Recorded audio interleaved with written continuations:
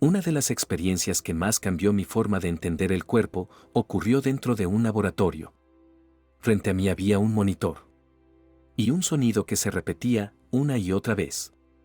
Un latido. Después otro. Y otro. Al principio, simplemente lo observaba. Hasta que, en un momento, dejé de prestar atención a la máquina. Y pensé en lo que realmente estaba escuchando. Ese corazón no necesitaba que nadie le recordara seguir latiendo. No esperaba una orden. No necesitaba ser controlado. Simplemente, continuaba. Y entonces comprendí algo que hasta ese momento no había percibido de esa manera. Mientras yo estaba allí, intentando entender lo que ocurría, dentro de mi propio cuerpo ya estaban sucediendo miles de procesos, sin que yo interviniera en ninguno. Y lo mismo está ocurriendo dentro de ti, ahora mismo. Tu corazón está latiendo. Tu cuerpo está regulando. Ajustando. Respondiendo. Sin que tengas que pensar en ello. Y fue ahí, cuando apareció una pregunta mucho más inquietante. Si existe dentro de nosotros una inteligencia capaz de sostener la vida, segundo a segundo, sin que tengamos que controlarla, ¿en qué momento empezamos a desconfiar de ella? En una de mis investigaciones sobre la relación entre percepción y cuerpo, observé algo que no esperaba encontrar. El cuerpo no responde solamente a lo que haces.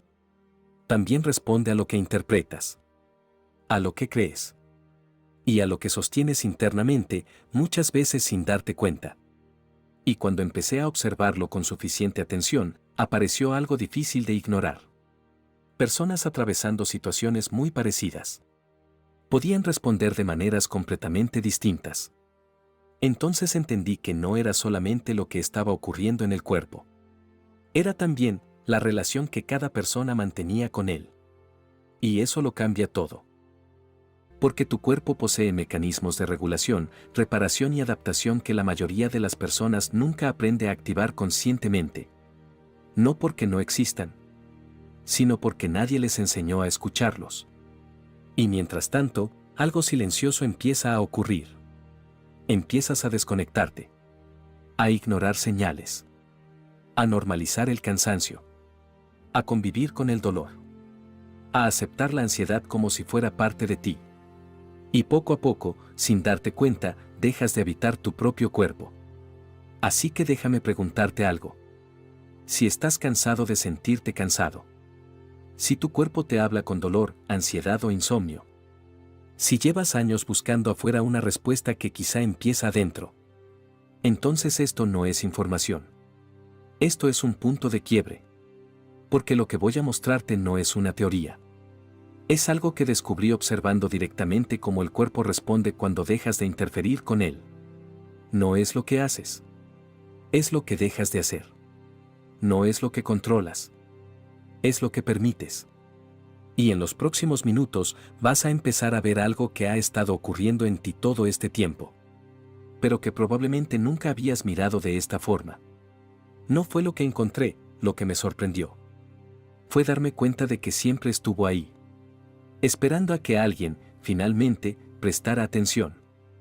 Y cuando finalmente empiezas a observar esto, ocurre algo inesperado.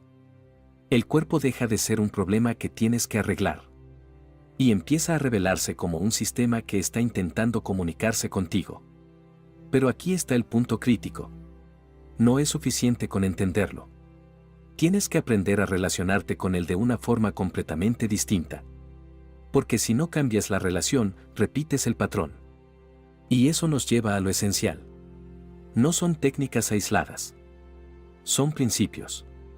Son formas de interactuar con tu propio sistema que, cuando las integras, cambian la forma en que tu cuerpo responde. Lo que voy a darte ahora es práctica directa. Hábito 1. Escucha el cuerpo antes de corregirlo. Tu cuerpo te está dando información constantemente. El problema es que aprendiste a responder demasiado rápido.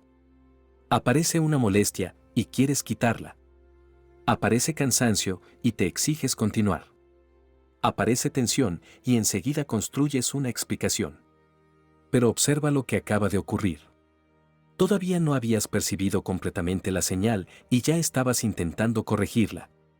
Ese es el primer hábito que necesitas cambiar. No se trata de soportar una molestia. Tampoco de ignorarla. Se trata de crear un pequeño espacio antes de tu reacción automática. Imagina que estás trabajando y de repente notas tensión en los hombros. Normalmente ocurre algo casi instantáneo. Estoy estresada. He dormido mal. Necesito que esto se quite. La mente ya decidió lo que significa. Pero prueba otra relación. Antes de explicar la sensación, obsérvala. ¿Dónde empieza? ¿Es constante o cambia? ¿Apareció ahora o lleva horas ahí? ¿Estabas haciendo algo justo antes de notarla? Parece insignificante. Pero aquí estás haciendo algo muy diferente. Estás dejando de tratar al cuerpo como un problema que necesita una solución inmediata. Y empiezas a tratarlo como información que merece ser percibida. Haz de esto un hábito cotidiano. Cuando aparezca una señal corporal, detente antes de reaccionar. No necesitas encontrar inmediatamente una respuesta. Primero, percibe.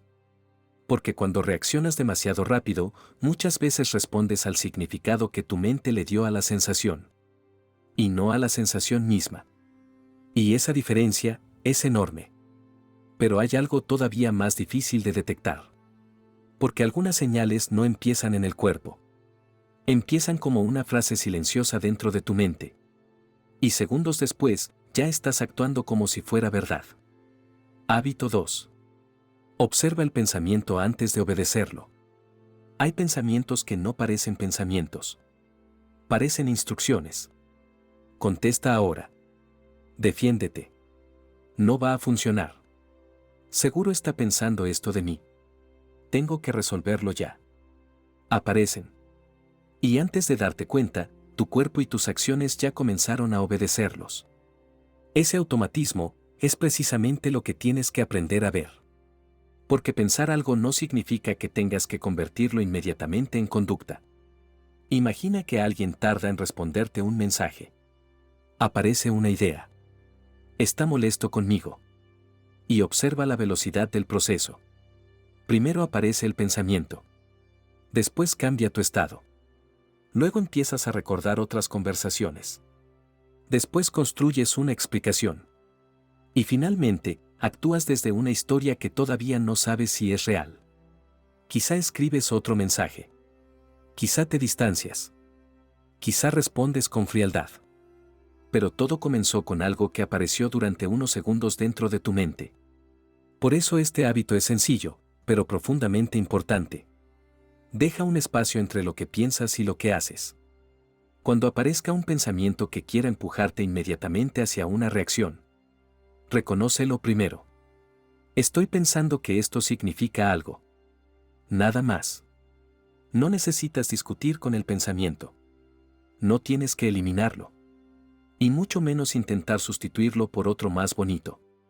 Solo evita concederle autoridad automáticamente. Porque hay una enorme diferencia entre esto está ocurriendo y estoy interpretando que esto está ocurriendo. Cuando aprendes a reconocer esa diferencia, recuperas algo que normalmente entregas sin darte cuenta. La capacidad de elegir tu siguiente respuesta. Y cuando empiezas a observar tus respuestas, descubres otra cosa. La mente no es la única que repite. Tu cuerpo también aprende patrones. Posturas. Ritmos. Movimientos. Formas de hacer siempre lo mismo. Hasta que dejan de sentirse como elecciones. Hábito 3. Rompe pequeños patrones corporales repetitivos. Observa cómo haces las cosas durante un día normal. Cómo te sientas. Cómo utilizas el teléfono. Cómo caminas cuando tienes prisa. Cómo colocas los hombros frente a una pantalla. Cómo permaneces durante horas en prácticamente la misma posición. El cuerpo aprende por repetición.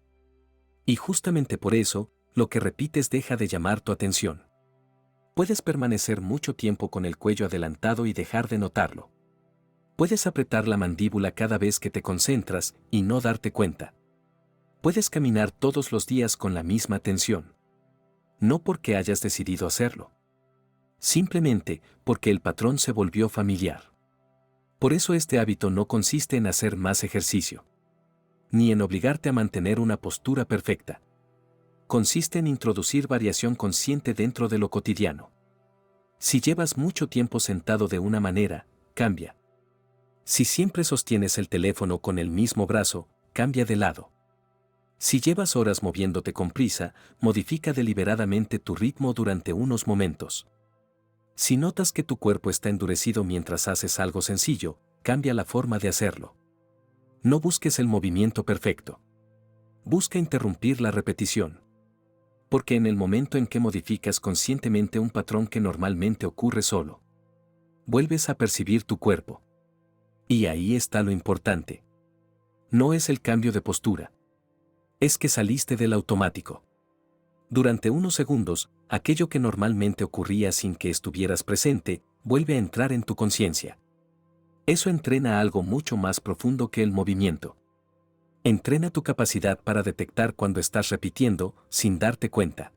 Y aquí, quiero detenerme precisamente un momento. Porque estamos hablando de romper movimientos que el cuerpo realiza de forma automática. Y quiero darles las gracias a todas las personas que ya decidieron practicar despierta en reversa. Muchos de ustedes ya están incorporando la caminata en reversa. Precisamente como una forma de salir, por unos momentos, de esos patrones de movimiento que repetimos sin percibirlos. Si ya adquiriste la guía, recuerda algo importante. No improvises el ejercicio. Sigue el método tal como está explicado. Y utiliza siempre el semáforo de seguridad para realizar la práctica correctamente y protegerte ante posibles mareos o desequilibrios. Y si todavía no tienes despierta en reversa y quieres aprender a practicar la caminata en reversa, paso a paso, puedes encontrar la guía completa en el comentario fijado debajo de este video. Ahora sí, seguimos. Y si observas con suficiente atención, descubrirás que algunos patrones no son físicos. Hay experiencias que también repetimos. Conversaciones que terminaron hace años. Pero que nuestro cuerpo y nuestra mente siguen reproduciendo, como si aún estuvieran sucediendo. Hábito 4. Deja de sostener en el presente lo que ya terminó. Hay una diferencia enorme entre recordar algo y seguir viviendo desde ello.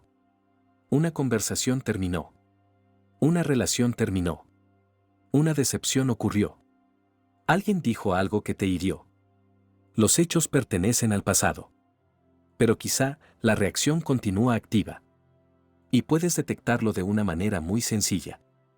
Algo pequeño ocurre hoy. Y tu reacción parece demasiado grande para lo que acaba de pasar. Una palabra. Un tono de voz. Un silencio. Un gesto. Y de repente aparece una emoción que parece venir de mucho más lejos. Ahí conviene hacer una pregunta distinta. No, ¿por qué me hicieron sentir esto? Sino, ¿esto pertenece completamente a lo que está ocurriendo ahora? Esa pregunta puede revelar muchísimo. Porque algunas veces el presente solamente toca un patrón antiguo.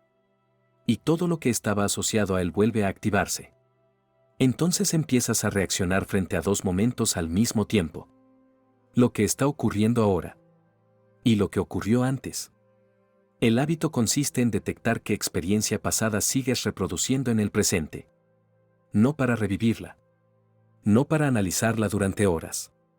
Sino para reconocer cuando está interviniendo. Cuando algo activa una reacción intensa, observa.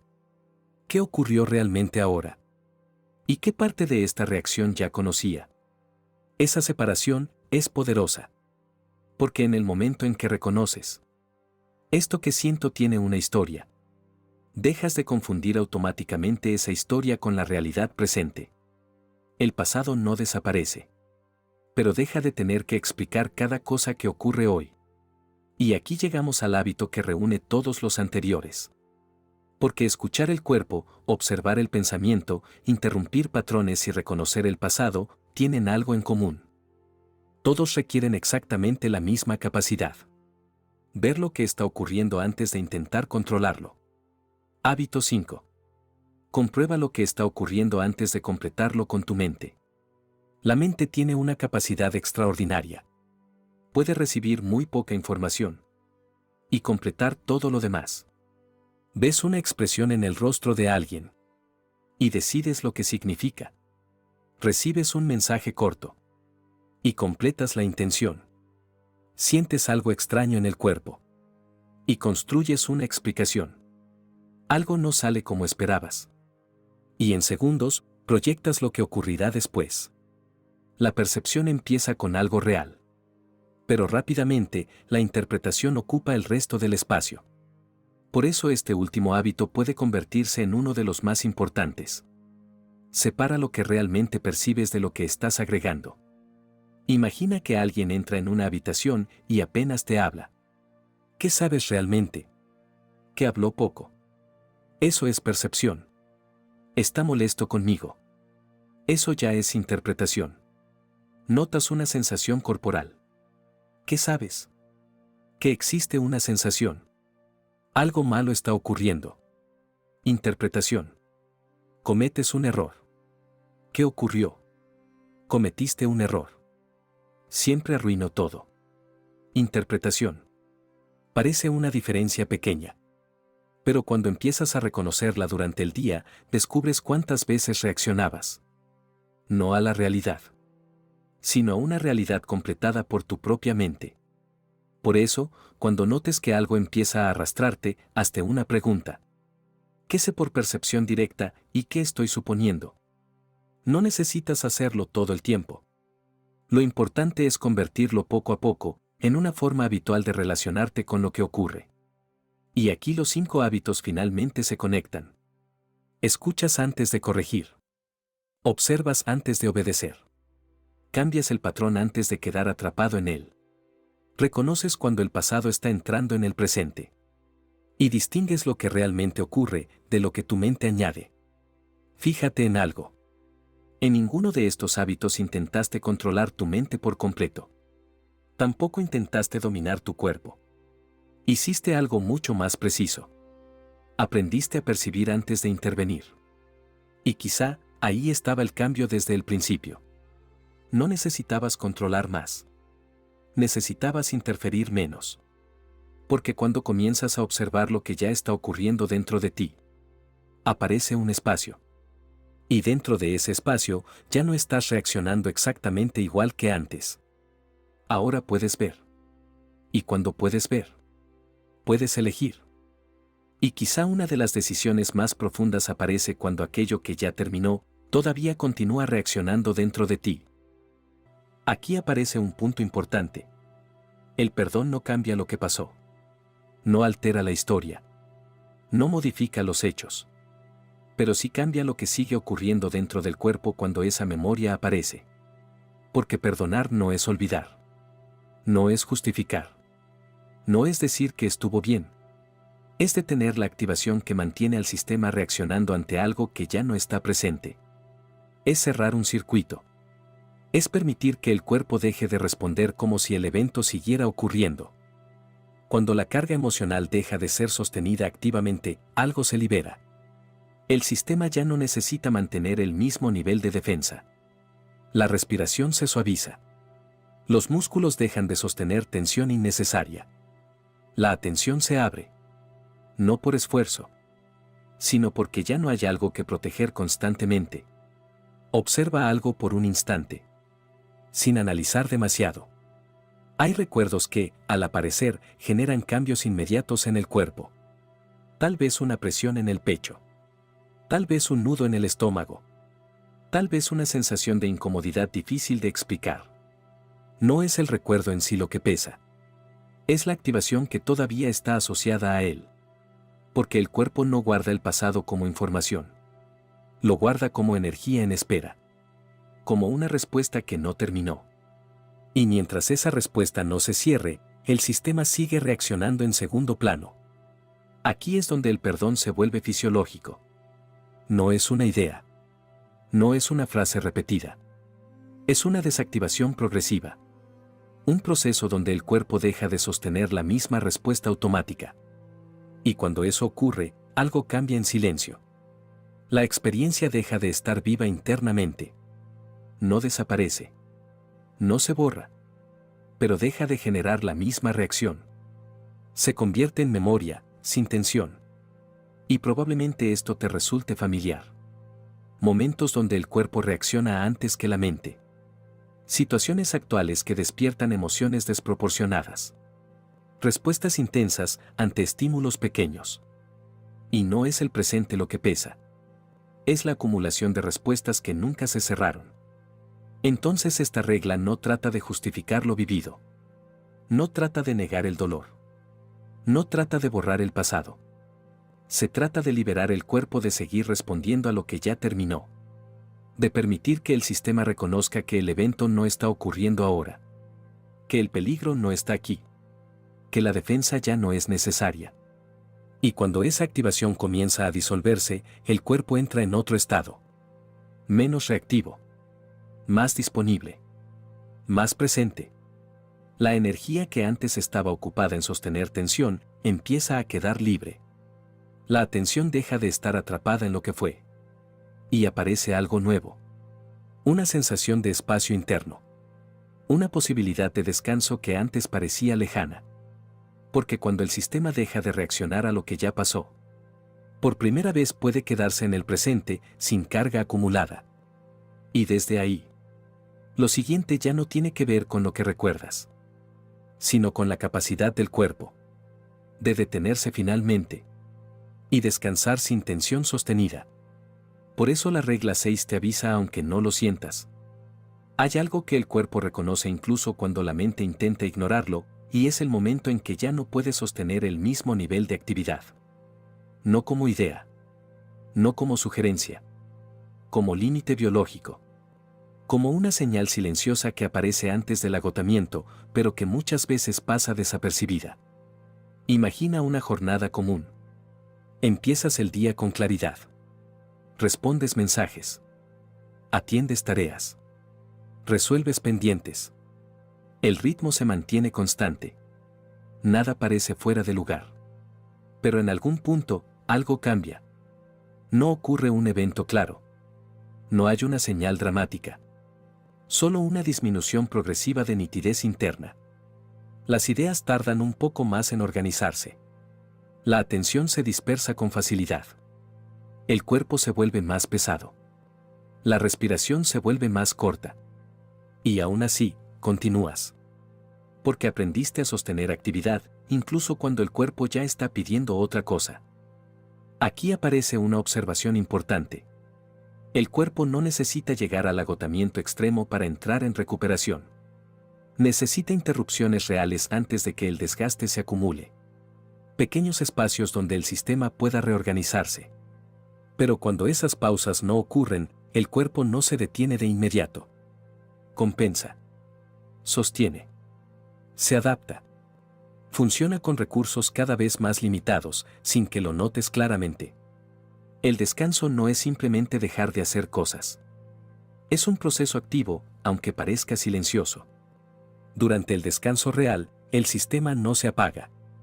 Se reordena. Repara tejidos. Integra información. Libera lo que se acumuló durante la actividad. Como si cada pausa fuera un espacio donde el cuerpo vuelve a encontrarse consigo mismo. En muchas observaciones sobre ciclos de energía sostenida, algo se repite con claridad. Las personas no se agotan por hacer mucho una sola vez. Se agotan por no cerrar los ciclos de activación con recuperación verdadera. Por permanecer demasiado tiempo en movimiento sin permitir que el sistema complete su ajuste. Eso crea acumulación silenciosa. Pequeñas cargas que no se notan al principio, pero que se suman con el tiempo. Aquí surge un punto clave. El cuerpo no negocia indefinidamente con la falta de descanso. Puede compensar durante un tiempo. Puede sostener el ritmo más allá de lo esperado. Pero llega un momento donde empieza a reducir funcionalidad para protegerse. La claridad baja. La precisión disminuye. La energía se vuelve irregular. No como castigo. Como mecanismo de defensa. Porque no todo descanso es descanso verdadero. Puedes estar quieta y seguir agotándote. Puedes detener el cuerpo, pero mantener la mente en actividad constante. Pensando. Anticipando. Revisando. Repitiendo escenarios. Y en ese estado, el sistema no entra en recuperación real. Sigue trabajando, aunque parezca detenido. El descanso verdadero ocurre cuando el sistema deja de procesar estímulos nuevos sin pausa. Cuando la entrada constante de información disminuye. Cuando el cuerpo y la mente reciben un espacio sin exigencia inmediata. Observa algo simple. Sin cambiarlo. ¿Cuántos momentos del día existen sin presión interna? No sin actividad. Sin presión. Sin urgencia. Sin demanda constante.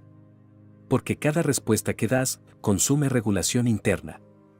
Cada decisión, cada ajuste, cada reacción utiliza recursos del sistema. Y cuando esas respuestas se acumulan sin pausas reales, aparece saturación. No siempre visible, pero profundamente sentida. Cuando el descanso se vuelve auténtico, algo cambia en la base del sistema. Deja de operar en modo de compensación. Empieza a restaurar equilibrio. No de forma dramática. De forma progresiva. Como si cada pausa fuera una reorganización silenciosa que devuelve coherencia al cuerpo. Y en ese punto aparece algo muy sutil. El cuerpo deja de sentirse en esfuerzo constante. No porque haya menos cosas que hacer, sino porque hay menos resistencia interna al procesamiento de esas cosas. La claridad regresa. La respiración se vuelve más amplia. La mente se siente menos saturada. Y esto puede resultar familiar. Momentos donde parecía que estabas descansando, pero en realidad seguías activa internamente. El cuerpo quieto. La mente en movimiento. El sistema sin verdadera recuperación. Como si nunca bajara completamente el nivel de alerta. Entonces esta regla no trata de detener todo. No trata de evitar la actividad. Se trata de permitir que el sistema cierre ciclos. De crear espacios donde no tenga que responder. Donde no tenga que sostener presión. Donde pueda reorganizarse sin exigencia. Porque el descanso no es opcional. Es estructural. Es una condición necesaria para que el cuerpo mantenga claridad, energía y estabilidad. Y cuando el sistema finalmente entra en descanso real, algo más profundo ocurre. No solo recupera energía. Recupera dirección. Recupera precisión. Recupera presencia. Y desde ahí, lo siguiente ya no tiene que ver con detener el movimiento, sino con dejar de pelear internamente con lo que ocurre. Para que el sistema pueda responder desde un estado mucho más equilibrado. Y aquí llegamos a la regla 7. Hay algo que el cuerpo no puede sostener por mucho tiempo sin consecuencias, y es la desconexión prolongada. No solo de otras personas, sino del entorno humano que naturalmente regula tu sistema. Porque aunque parezca que puedes funcionar sola, resolver sola, sostener sola, el cuerpo no fue diseñado para vivir aislado durante largos periodos. Fue diseñado para responder en relación. Imagina a una persona en su rutina diaria. Cumple tareas. Responde mensajes. Se mueve de un lugar a otro. Interactúa lo justo. Todo parece normal. Nada parece faltar. Pero hay algo que no termina de activarse por completo. La sensación de vínculo real. No falta gente alrededor. Falta presencia compartida. Falta ese momento donde el sistema reconoce que no está solo regulándose. Porque el sistema humano no está diseñado para operar de forma completamente aislada. La regulación interna no depende solo de lo que haces contigo misma. Depende también de lo que ocurre cuando entras en contacto con otros sistemas humanos. Cuando existe conexión real, algo automático sucede. El cuerpo cambia sin que lo decidas. La respiración se ajusta. La tensión disminuye. La atención se amplía. No porque lo hayas pensado, sino porque el sistema reconoce seguridad en la presencia del otro. A eso se le llama corregulación. Un proceso donde un sistema nervioso influye en otro sin necesidad de palabras. Sin instrucciones. Sin esfuerzo consciente.